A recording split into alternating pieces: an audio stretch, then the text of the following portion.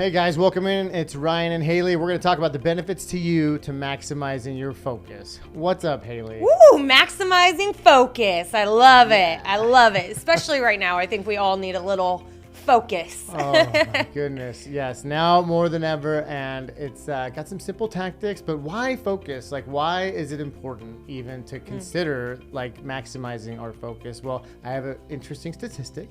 So in the last 15 years, our attention span has been decreased as the average adults in the US by 33%. So, Wow. I mean, and it makes sense, right? It's like this culture of instant gratification, scrolling on Instagram, scrolling on social media channels. It's like, squirrel. Yeah, well, and it kind of makes sense because about 15 years ago, iPhones started to come out and we were getting pretty smart technology starting to come out. And Yeah. so I feel like a lot of our focus has been distracted by other entities that, were out of our control. I know, as if TV and microwaves weren't bad enough. Now Right? we got instant, powerful computer in the palm of our hands. And that's interesting because the first step to maximizing focus is stay away from your phone as long as you can upon waking up.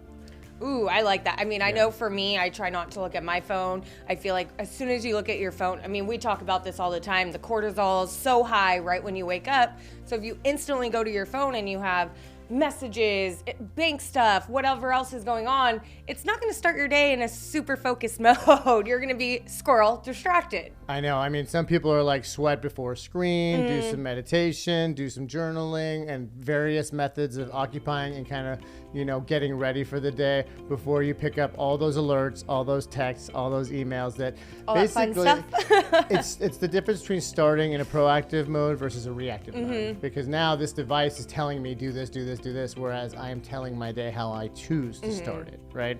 Number 2 is prep. Warm up the brain for task switching. Okay, so how do we warm up the brain? One great way to do that is to do 6 deep breaths, to walk outside, to really tell your brain. Some people put on headphones and put on like binaural beats. It's signal to the brain that it's time to focus. Right, and once you get focused, or once you start getting that warm up, it's telling your brain that it's time to get focused. So like I know for me, I like to take a walk outside. I either we definitely work out before we start our day. But for me, when I get really focused and we use the Pomodoro effect, I like 25 minutes on, 5 minutes off. So when I'm in that 25 minutes, I have like beats on, I have my headphones in, like fully focused on the computer. Yeah, I even, we have the little Alexa Echo dot, and I'll tell it to play classical piano or like some Tom Petty or Rolling Stones, something it can be in the background. Yeah. But it occupies the right part of my brain, so my left brain can go to war, right, and focus and do Love things. that. Step 3 is eliminate as many distractions as possible. So turn off your notifications. A lot of people tell you to put your phone in a drawer in another room so that when you can be in the Pomodoro technique, it's 25 minutes on a single task, 5 minutes off, go outside, don't look at your phone, take deep breaths, and do another 25-minute session where you're focused. But in that 25-minute session, you want to be single tasking, right? And so you want to be zoned in on what you're doing, not getting alerts from LinkedIn, Instagram, texts, notifications from the calendar, all the things that distract us, because it could take as long as 15 to 20 minutes to get back to that zone in level of focus once you leave it. Well, when you see something and you see a text from somebody or you get an email and you automatically think like, oh, I have to answer that right now or it must be important. And then next thing you know, you're answering 5 other text messages that are completely irrelevant to your focus, to your work, or you see your emails and you get sucked in, like right now, all the Cyber Mondays, and those are still going, and all the sales. Like I can't tell you how many emails I'm getting right now of all these different sales, which that can take you down a wormhole because it's Christmas time, you want to go shopping, so it's just turn off notifications. Be vigilant, and it brings us to the next one, which we all do. Stop multitasking and adopt single tasking. I don't know about you, but I've been working on presentations and emails and texts and my reel and getting back to clients, and I'm on the phone, shaving, eating, all at the same time. So it's like that multitasking. And somehow driving too. Yeah, and late to get here. No, multitasking just means you're gonna suck at more than one thing. Okay, or be mediocre, and you're not devoting your best. And honestly, we think, well, it's efficient, I can do. And if you're like making toast and listening to a podcast, okay, I feel you. Or if you got the game on and you're hanging out playing a board game, multitask. But if you're trying to prepare like a PowerPoint to present in front of people and get back to emails, that means you're going to be 50, 30, 20% in each of those items, and you're not giving your best. Both are going to kind of be mediocre. I always used to make a joke like, oh, I'm a great multitasker. It's fine. This was like, 5-6 years ago. And then when I started to really focus on like mindset, that kind of stuff, it was very apparent that you cannot multitask. There is not a real thing as being a good multitasker. So if you tell yourself that, I hate to break it to you, you're lying to yourself. You're not a good multitasker. Take one thing, laser-like focus, complete it, put the next thing on the docket. And I'm telling myself that as much as anybody else because it's hard. It's hard, especially in our industry, in this world we live in. The other thing, the next step to maximizing your focus and giving yourself an advantage, because so many of us are distracted all the time. This focus is going to give you an advantage, is have a notepad and pen right in your work area. It allows you to, when that intrusive thought comes in or when that squirrel goes running through your mind and you want to chase it, you can jot it down and create a list of little things that you want to return to later and then come right back into your focus zone.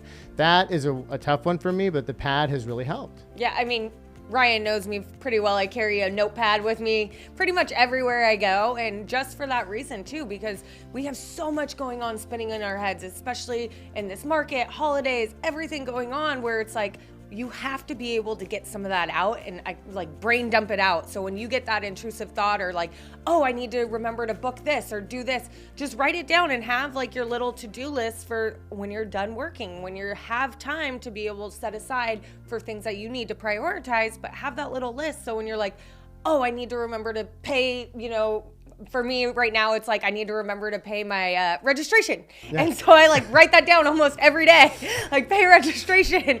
And it's right there. So it's like one of those things, but it comes in and I'm like, oh, shoot, I need to do that.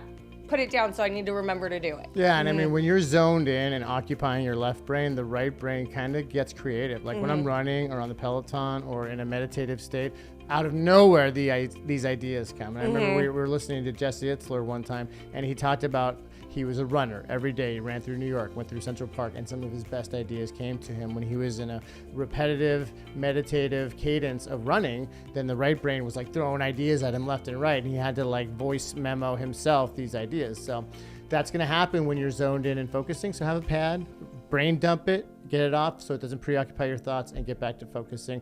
The next one is the Pomodoro technique. So 25 on, 5 off. And what's important here, and back to the pad real quick, is you have a list of items that you can create a plan around. That's the nice thing about the pen and pad. It's old school. You brain dump it. You can come back and create a plan around those things you jotted down. And then the Pomodoro technique is 25 of intense focus, 5 minutes, not on your phone. Outside, preferably, let the sun hit your skin, take some deep breaths, really zone out and not think about anything, right? I like the one time someone was telling us to just stare out into the horizon. And I was like, I like that. I could sit there and just stare off and just start, just be thinking about nothing. It's okay sometimes to not think about anything. Yeah. And so for us, we really love this technique. It's super beneficial. And once you get it really down to the 25 minutes on, 5 minutes off, you can start breaking it up to being more focus time, the 35 minutes on, 10 minutes off. And we know that people that do this have way more of a productive day than people that don't, because you are getting way more hours of focused, actual intentional work done versus a 9-hour day of just working here and there and trying to do little tasks. Yeah. Well, and the hippocampus is the part of our brain that starts indexing and remembering all the things you just worked on for 25 minutes. So that whole zoning out thing, it allows for hippocampal indexing. Okay, that's a big word. I just learned it. So what that means is it just slots all the things you just did, and it weaves it into the memory of the brain. So you need space of not thinking for the hippocampus to do that. And the last one is rate your focus. So every hour on the hour, this is a tough one, but this allows you to investigate and identify your hours of best focus and best work. Okay, I think ours are mid-morning, and then back in mid-afternoon into early evening, we are focused, we jam. A lot of it has to do with that afternoon cup of coffee. But we find your hours where you're jamming and lean into it. And when you're not as much, schedule things like non-brain activities, like learning on a podcast or on a Zoom call where you don't have to be particularly active. for those kind of non-focused hours, and then do your creative stuff, your reels, your prospecting, all those things in your major focus hours and your high energy hours. I love it. We are obviously huge people with steps and plans and systems. So I think this one is a great little quick steps just to kind of check yourself, remind yourself of like where focus fits for you. You know? Absolutely. And it's really critical because as the rest of the culture and populace and your competitors are going one way and they're zigging, then you need to zag and harness the power of focus just to give you that edge, right? When everybody else is lost in all the different advertisements and distractions and notifications that are coming their way all over them, all around them, then and you're focused and zone in on your productivity is going to go through the roof. And you're just going to, over time, you'll be creating more and more and more opportunities, whereas others are languishing in distraction. Totally. Mic drop. Boom. So that's what we have for you this time. Until next time, she's Haley and I'm Ryan. Thanks, guys. Bye.